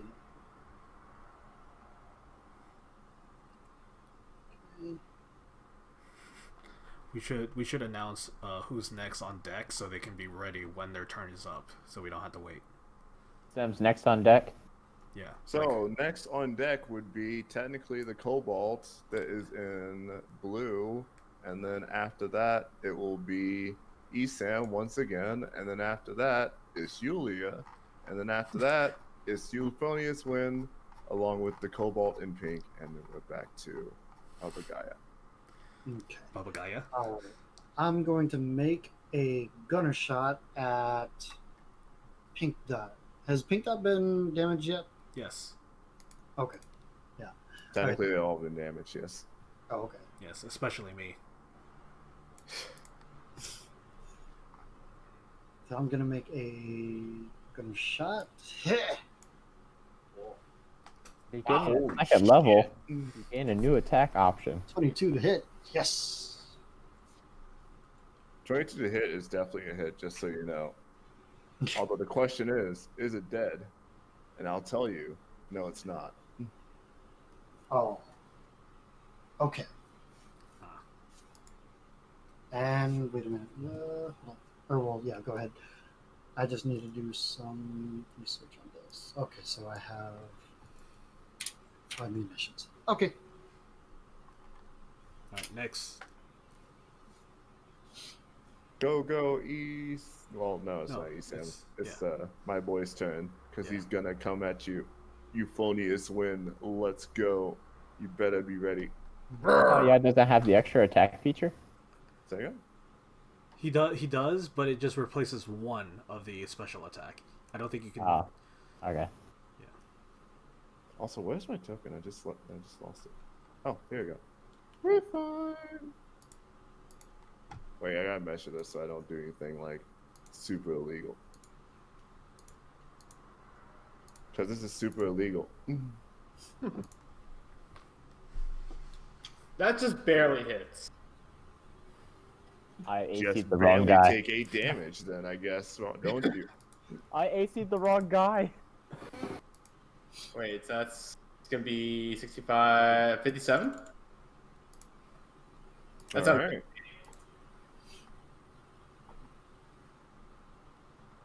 So you take 57 damage. He stays there because he wants to keep going. Because he's a fucking idiot. 57 damage? So I have a question. Yes. I have the Sentinel ability. Does that only work if they're running away from me at any point? Because it says creatures within 5 feet of you provoke opportunity attacks from you, even if they disengage action. Yes. I have to run away. Yeah, So because so even though he entered the 5 feet area, that doesn't give me the right to attack him yet. no. Okay, I was gonna say that would have been cool as shit. Hey, That we're would've been- Centennial buddies. Pretty nuts. Anyway, No matter where he goes, he's dying. Anyway, so it's now Esam's turn. All right. Esam will cast. Let's see. How far is that far one? Because I have a feeling this guy's gonna just get his shit fucked up by a little potato. There he is. So I'm just gonna let that go, and I'm gonna cast Guiding Bolt on the other one that's really far away, and I'm just gonna cast at a 3rd level. Fuck it. Wait, what? You heard me. That's I'm getting like- living shit out of me. Uh-oh. Hopefully it hits. Can you not? Wait, Damn it. hold It's on. no, it probably missed because it's 11. Yeah, it actually did miss, which is kind of surprising. Yeah. Okay, and then I'm gonna use my bonus action to move this guy right here, and then it's gonna make its attack. 2 extra damage for casting at a higher level. I know, Your right? boy's spiritual weapon has put this guy into the fucking ground. Good job. Oh, nice. wow, you just wiped off the face of the galaxy. God damn it. It's kind of like a cartoon that's like it's like the cartoon that's like hits the guy in the head and he kind of his feet just go sink into the ground, and then just whack whack whack and until he's just into the ground. That kobold is definitely in the ground at this point. He's a fucking T. All right, Like he can be used for golf right now. sweet. All right, so Yulia, let's go. I'm gonna run through the blue guy like that, and I'm gonna attack him with my my chakram on the way past. Jesus Christ. For some reason, I'm thinking of Xena, the warrior princess, but short. So she's like, Very I just short. hear, "Ay-yi-yi-yi-yi-yi-yi," and it's just like chakrams flying by. Oh my god. You know the crazy part is Yes. you did that and you went past him, but you didn't hit him. Apparently, you missed somehow. Don't you have like an offhand attack? Have an offhand attack? Yeah. Like, don't you have 2 chakrams that you can throw? I do have 2, but I don't know if I can multi-attack with them. Yeah, You can use your bonus action to use it, but you won't add your modifiers. So it's just I think it's just a straight D20. Wait, is the damage still D6 plus Dex? No, no, it'll just be a D6. I'm pretty sure that you get an extra attack anyway, don't you? As a dancer, or no? No, not that I know of, but I'll use my bonus action to swing with the other chakram too. Yay! That What is that even formula? doesn't hit. Like Oh, yeah, I see, want to say you already hit, had it calculated. but that doesn't hit. Who, me? Yeah, you already had it calculated. I just changed it while you were telling me. Oh, okay. Oh, okay, makes sense. I had both chakram 1 and 2 set to the same values because Okay. I don't know, maybe I read somewhere that I can do it with proficiency, but I have no idea. Well, either way, Euphonius wins turn. That's it. Doing it myself. 2-handed sword attack. Fuck! That's a Nobody's doing it this time. He's That's a untouchable. miss. That's a miss. Why can't we kill this guy? We need more help. We need bardic dice. Did somebody say bardic dice? Give it to Baba Ya. I'm going to give it to Baba Yaga. Hey? You now have bardic inspiration. Kill this motherfucker. What? Holy shit. What was that? That's your inspiration. Go. It's like a war chant instead of a gentle song. Don't let it be my turn again. I swear to God, I'm gonna ruin all of our lives if we do. Jesus. I just imagine that like he's like bouncing up and down on the battlefield, and then he just comes up to the person he's inspired and just whispers in the ear like that, and then walks away. All right, so real question, because even though I can't remember attack opportunities sometimes, assuming that he goes and tries and swing at someone who is within 5 feet but is right behind him, does that provoke an attack of opportunity? No. So if he were to swing for potato, it doesn't provoke an attack from me. No. Well, guess what? He's trying to swing a potato. Okay. Never hit me. Let me see. Nope. Oh, no. Never mind. I can't. He absolutely will not hit me with that kind of swing. Yeah, he definitely misses you. He thought you. Holy He crap. thought you were 2 feet taller than you actually were. Get that Meanwhile- garbage out of here. Because he was able to hit me, so he was like, "Oh, it's another version of that person." He went for a horizontal chop, exactly the same area Yeah. that Esam was at, and he missed completely the fuck out. Yeah. I did. But I didn't even luckily, get my ribbon. it is actually Baba Gaia turns, and I'm having such a hard time saying Baba Gaia. Baba Ya. Baba Yeah. Yaga. Baba Gaia. Baba Gaia. Baba Gaia. Baba Technically, Yaga. Think of the Russian boogeyman. Baba Baba- Gaia. Baba Yaga. Baba Gaia. Is that what he's named after? The Yeah. Baba Yaga? Yeah, the Baba Yaga. Yes. Baba Yaga. The Baba Gaia. Baba Yaga, yeah. Baba Gaia. Oh my god. Baba Gaia. Gaia. Gaia. The good Gaia Okay. always gets me. Close enough. Gaia. So when he evolves, does that mean he'll become a Baba Yaga Gyarados? Hyper Beam. Yeah, and papayas are my favorite food. Baba Yaga Gagaya's papayas. Papaya. Yeah, The PG, the P, the BGNP. All right, it's your turn. Go. yes. I just realized. Yes. What? Yes. You know what? I just realized we were flanking this guy. Yeah, you would have sneak attack, but you missed.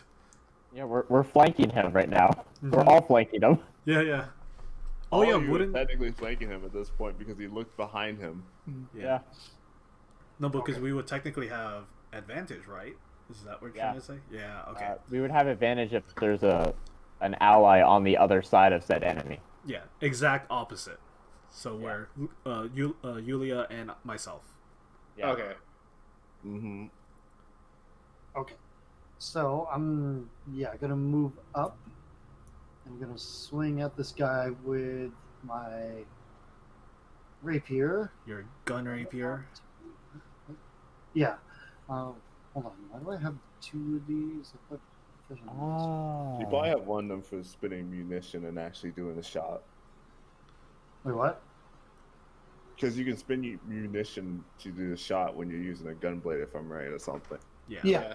Yeah, I already spent one at the pink dot earlier. Wait, you do know that can be done when you're actually doing a normal attack, right? As well. Yes. Okay.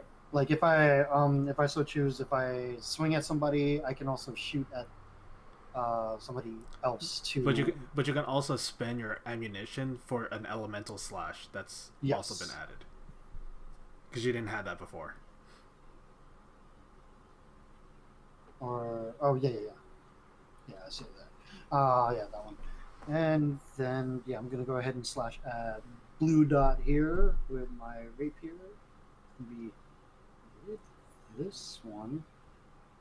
Why do I have two of them though? What? I know one of them says proficient, but what did I do?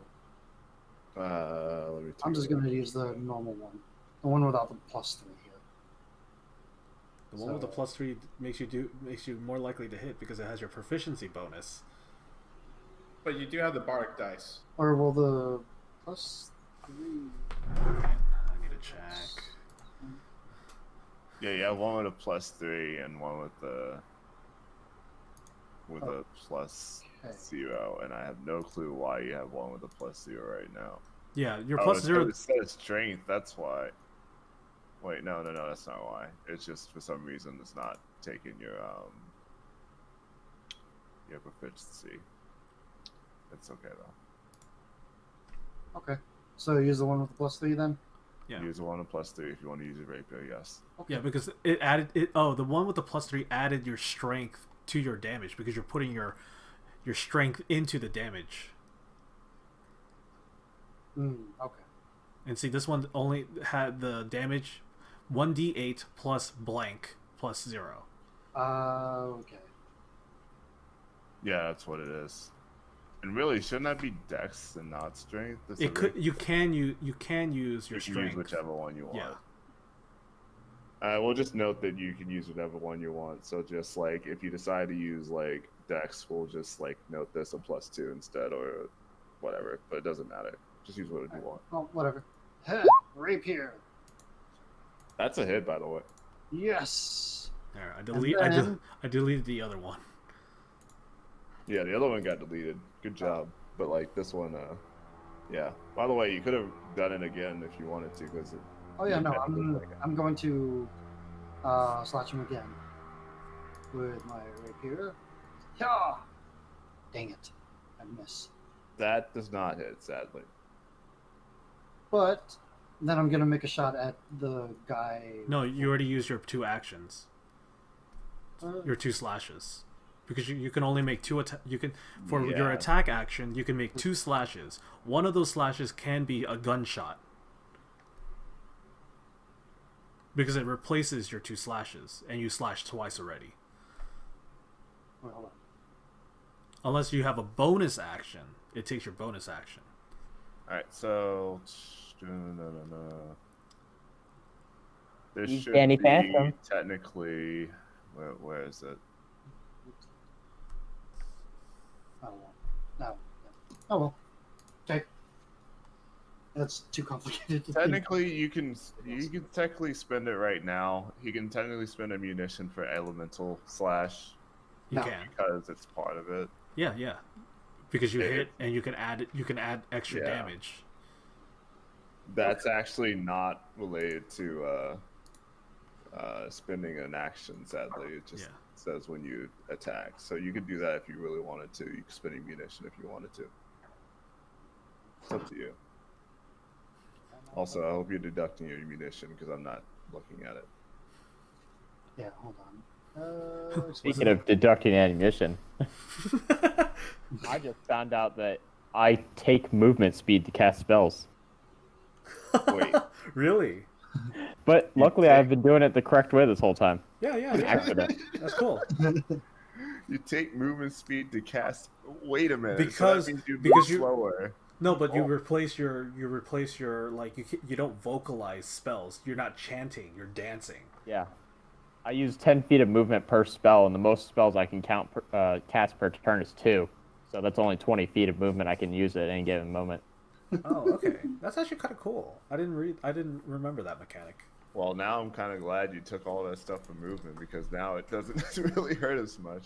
Anyway, yeah, that hurts a little bit, but he's still alive. Wow. Okay. And because of that, it is Which now. element did you choose? Oh, what was it? Thunder.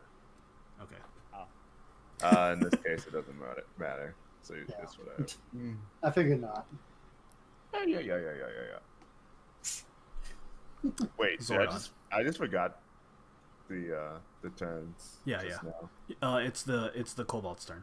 Yeah, I figured it was Cobalt's turn, but I had to like double check in my head. Anyway, Cobalt, of course, in his great like wisdom, goes for another swing at the shorty because he's determined at this point to actually hit this fucker.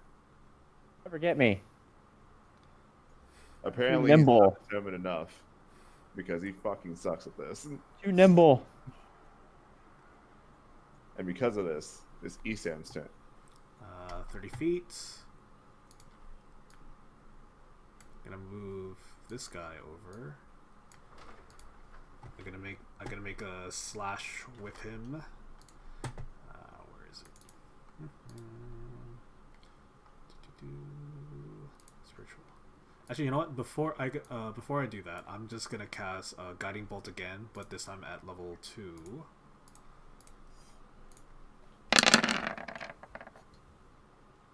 That 17 to thing's hit. dead. Is evaporated. Nice, 21 damage. Okay. Just point blank. Way more damage than your level 3. Yeah. And all this to kill 2 kobolds, really. But luckily that you did kill them, and you don't have to deal with any more possible issues tonight. That said, the bodies are still there in case for some reason you want to check them. Let's loot them.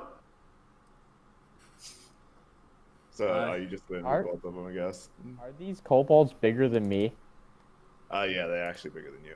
Oh Are jeez. they like full-size kobolds or tiny kobolds? They're full-size kobolds. Yeah, just because I grew up with kobolds that are like 3 foot high, and everybody else grew up with kobolds that are like 7 foot high. These are big. When people describe kobolds to me, I'm just like, that's not the right monster. Nice. I always forget that they're little dragon things for everybody else in the world, because to me they're like little wolf creatures. Yeah. Like because that's how they like described in like D&D or in no D&D they do it like a little bit more like dragons, But like, D&D's dragons. but like in anime, they're kind of like wolf dogs, or in Yeah. World of Yeah. Warcraft, they're a little bit more like rat like.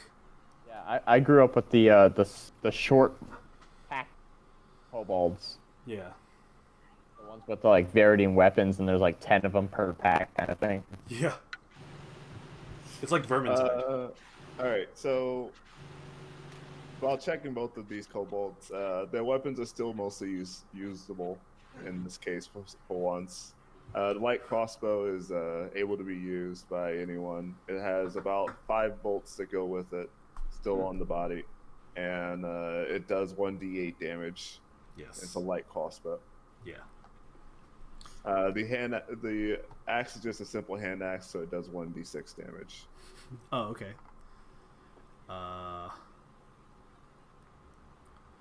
Is there? It's up to you if you want to pick them up. I don't know if I have proficiency with. I'm proficient with light crossbows.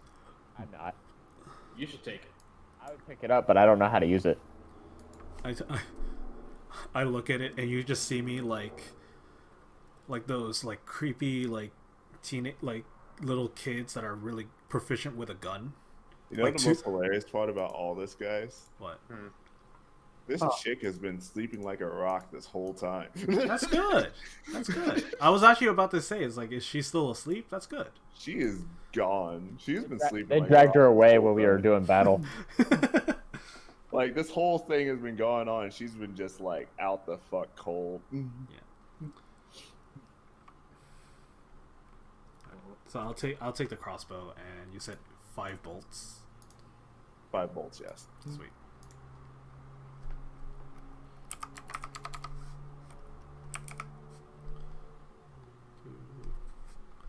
All right. All right. So do you guys want to take the rest of the night to actually go and sleep for once? Yes. Yeah. All right. Is We're gonna that call it for now. Okay. that's good with me? Is that count as a long rest? This is technically a long rest. I get my other bardic die back, Yeah. and we do not regenerate hit points. We do. We do. How does You regenerate hit points. do you have to use hit die for that or no? No, that's for short rest. That's for Okay. short rest. So how much do I recover in a long? Full. Cool. Okay. All right, and we're gonna stop for now. We'll continue more next week. Okay. Or Yay. Yay! All right. I am ready for sleep. So